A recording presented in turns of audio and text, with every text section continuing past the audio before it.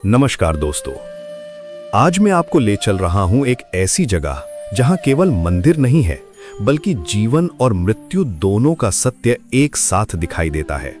ये यात्रा है नेपाल की राजधानी काठमांडू में स्थित भगवान शिव के पवित्र धाम पशुपतिनाथ मंदिर की। पशुपतिनाथ मंदिर बागमती नदी के तट पर स्थित है और भगवान शिव को यहाँ पशुपति यानी समस्त जीवों के स्वामी के रूप में पूजा जाता है। ये मंदिर केवल नेपाल का ही नहीं बल्कि पूरे सनातन धर्म का सबसे महत्वपूर्ण तीर्थ स्थलों में से एक माना जाता है।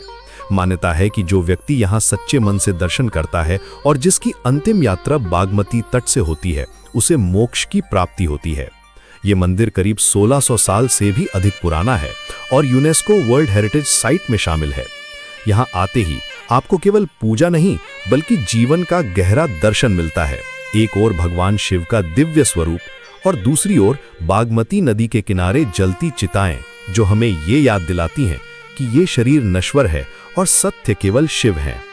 अब बात करते हैं दिल्ली से पशुपतिनाथ मंदिर तक पहुंचने के सबसे आसान तरीकों की। अगर आप तेज और आरामदायक यात्रा चाहते हैं तो फ्लाइट सबसे अच्छा विकल्प है। दिल्ली से काठमांडू की सीधी उड़ान लगभग 1 घंटा 45 मिनट में पूरी हो जाती है। टिकट का किराया आम दिनों में 8,000 से 15,000 रुपए के बीच रहता है और सीजन में थोड़ा अधिक हो सकता है। काठमांडू एयरपोर्ट से पशुपतिनाथ मंदिर सिर्फ 5 से 6 किलोमीटर की दूरी पर है, जहां टैक्सी या कैब से 15 से 20 मिनट में पहुंचा जा सकता है। अगर आप कम बजट में या यात्रा का पूरा अनुभव लेना चाहते हैं तो रोड से जाना भी एक अच्छा विकल्प है।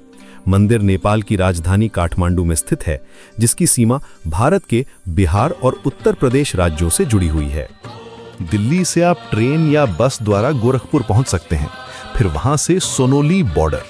सोनोली भारत और नेपाल की खुली सीमा है, जहां भारतीय नागरिकों को वीजा की जरूरत नहीं होती, सिर्फ आधार कार्ड या वोटर आईडी काफी है। बॉर्डर पार करने के बाद नेपाल की बस या टैक्सी से काठमांडू पहुंचा जा सकता है। इस पूरे सफर में करीब 20 से 24 घंटे लगते हैं और खर्च 3 से 5,000 रुपए के बीच आता है। काठमांडू पहुंचने के बाद रुकने की व्यवस्था भी बहुत आसान है। अगर आप बजट में रहना चाहते हैं तो पशुपतिनाथ मंदिर के पास 800 से 1500 रुपए में अच्छे गेस्ट हाउस और लॉज मिल जाते हैं। अगर थोड़ा आरामदायक होटल चाहते हैं तो 2000 से 4000 रुपए में अच्छे मिड रेंज होटल उपलब्ध हैं। इसके अलावा धर्मशालाएं और आश्रम भी हैं, जहां श्रद्धालु सादगी से रुक सकते हैं। सबसे अच्छी बात यह है कि इनमें से अधिकतर जगहें मंदिर से पैदल दूरी पर हैं। अब बात करते हैं पशुपतिनाथ मंदिर की उन विशेषताओं की जो इसे अद्वितीय बनाती हैं। मंदिर में चारों दिशाओं में चांदी से जड़े हुए द्वार हैं। मुख्य गर्भगृह में केवल हिंदू श्रद्धालुओं को ही प्रवेश मिलता है, लेकिन बाहर से दर्शन सभी के लिए खुले हैं। यहाँ सुबह की रुद्राभिषेक पूजा और शाम को बागमती नदी के किनारे होने वाली आरती मन को पूरी तरह शांत कर देती है। आरती के समय दीपों की रोशनी, घंटियों की आवाज और मंत्रों की गूंज ऐसा अनुभव कराती है जैसे स्वयं कैलाश धरती पर उतर आया हो। बागमती नदी के तट पर होने वाले अंतिम संस्कार हमें ये सिखाते हैं कि जीवन क्षणभंगुर है और अहंकार, धन, पद सब यहीं रह जाते हैं, साथ केवल कर्म और भक्ति जाती है।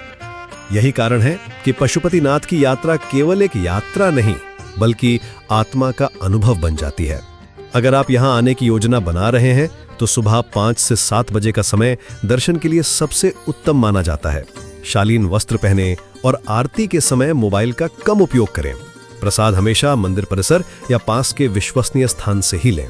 दोस्तों, पशुपतिनाथ मंदिर हमें ये याद दिलाता है कि इस संसार में सब कुछ बदलता है, लेकिन शिव शाश्वत है।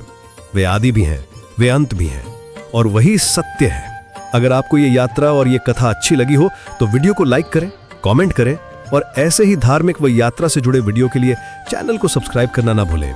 हर हर महादेव।